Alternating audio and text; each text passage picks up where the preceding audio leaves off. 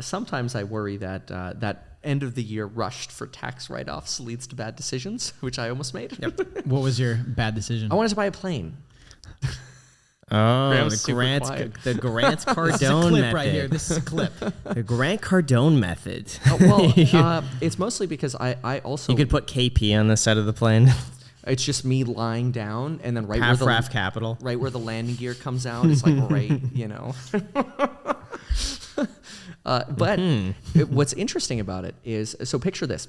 I'm just going to use round numbers here to make an example. Let's say you had a $20 million of income, and you bought a $20 million plane. You put 10% down on it. That means you're putting $2 million down, and then you're saving about $10 million in taxes. Yeah. That tax write-off would pay probably for operating a plane for 3 to maybe 3.5 years. Pilots, hangar fees, landing fees, gas, maintenance, they're expensive as crazy. The problem with this is, multifolded. One, you have to have a really good use for the plane. The Puerto Rico idea would have made a lot of sense that we talked about earlier. Now, that would make a lot of sense to have your own plane for it. The second problem, though, is if you ever had to resell it, you'd be hit with all the depreciation recapture. Recapture, yeah. So let's say... Yeah, was that taxed as that's ordinary income then, the recapture? Absolutely. Yeah. Yeah, it's not a capital investment. Yeah, it'd just be ordinary income. So that would be really bad because then let's say in 3 years, you're like, I'm going to sell this plane. You sell it for $15 million or whatever. All of that 15 would be taxed. So you'd be paying 7.5 or whatever in taxes, which would hurt. But then probably the biggest thing that really hurt everything for all of the math that I was doing beside purposes for it is the amount of inflation you have right now and in plane values. So people are selling planes today for $25 million that they bought for $22 million. No. Why? 2 or 3 years ago. Because first of all, because it is such a lucrative tax advantage, people are like, I don't care, I want it, right? Like I want the tax write-off. But the airplane manufacturers are so behind because they can't get chips or parts out of China or whatever. They're dealing with labor shortages. Like there's this airline manufacturer or airplane manufacturer called Embraer. If I wanted to buy a Phenom 300, which is like an $8 million list price plane, and it could get me around California, probably to Texas. I don't think I could get to Florida without stopping, but I could get to Texas. So it'd be a really good, like, middle of the United States and West Coast. Like, if you were going to do a real estate fund or something, you could get around easily. And then, I get an airport 10 minutes away in Oxnard, which is really cool and convenient.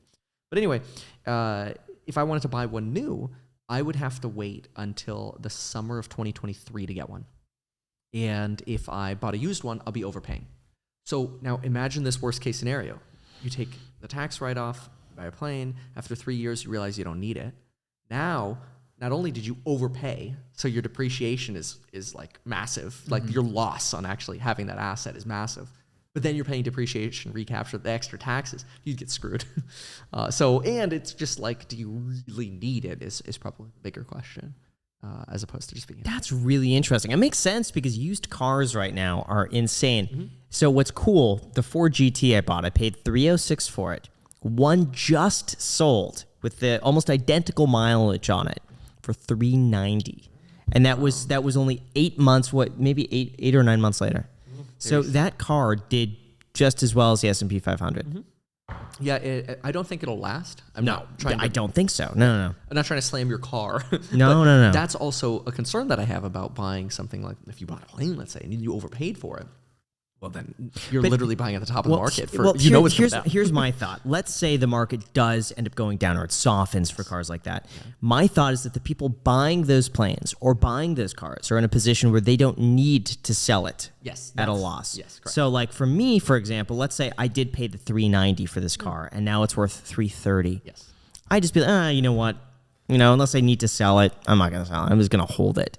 So it's a bit of a different market. Like the art market's very similar. But see, the HODL costs for art are like zero, minus maybe some insurance. The HODL costs for your car. I mean, what is it going to cost you to maintain your car in your garage, your show probably, car? I don't know, $2,000 a year max. It's not much, but... The HODL costs for a $20 million plane are probably $1.5 to $2 million a year. Yeah. That's true. Hangar fees. There's limited hangar space because everybody wants a plane now. How much does a hangar cost? I have kind of just lumped it all together that my fixed costs for a Oh, $20 million sure, yeah, plane yeah. are about 1.5 to 2. That's That's crazy. fixed. Gas. My understanding gas is would be that part of the variable. The hangar fees could be like $5,000 to $6,000, or I guess $3,000 to $7,000 a month, depending on the size of the plane, right? I mean, the way Just quick math. It was probably something to the effect of $100,000 a month as your payment on the plane, right? Yeah, right. You're probably looking at somewhere around a depreciation of 1.5 a year, in some of these in depreciation, right? Just lost value. sure. That's not even a cost. That's just, your yeah. asset value is losing 1.5 a year. Because if that plane is 10 years old, it's going to be worth half as much it is now. It's not a depreciating asset like real estate. Then you have, the maintenance. Stuff breaks. Yeah. And so you don't want stuff to break when you're in the sky. So you're paying massive warranty programs, massive fees for warranty programs, so that way your engines hopefully don't break and little sensors don't break. They were showing me, because I visited some of the planes, they were showing me that one of these little needle sensors, it looked about this long maybe, just a little needle that came out of the front of the plane, measures altitude and all these altimeters. I don't know plane stuff. It measures a bunch of stuff. They said that somebody just like walked into it and like bent it a little bit and we had to replace it, it'd be $75,000. Oh, yikes. Okay, Right. that's this little tiny thing. You want to paint the plane because you can't wrap a plane. You have to paint a plane. Why can't you wrap it? Well, because With then the it's- siding? Why do you Is have it to just- keep it painted? So, well, I mean, you don't. But I mean, like, Just I wanted to paint myself on it because that's what I do. Crazy, oh stupid no, stuff. really? But you can't wrap it because Put your phone number on the side of it. Absolutely, man. Everything that you do in aerospace has to be approved by the FAA, and anything that increases the drag on the outside, no, because now you've changed all of the calculations for the plane. You want to paint the outside of the plane? This plane we're looking at, $300,000. No Yeah. way. Listen to this. So interior, you have like lumber Yeah. for the next to the upholstery, where your armrests are and whatever. And you wanted that to look good. You could restain it all for $280,000 just for restaining the lumber inside of the plane, which is so different. Is that due to like regulations, or is that due? Because I feel like you could just pay a handyman Yeah, to right. like stain it, right? So any change to a plane has to, again, be certified. So certifications. the inside stuff as well. Everything.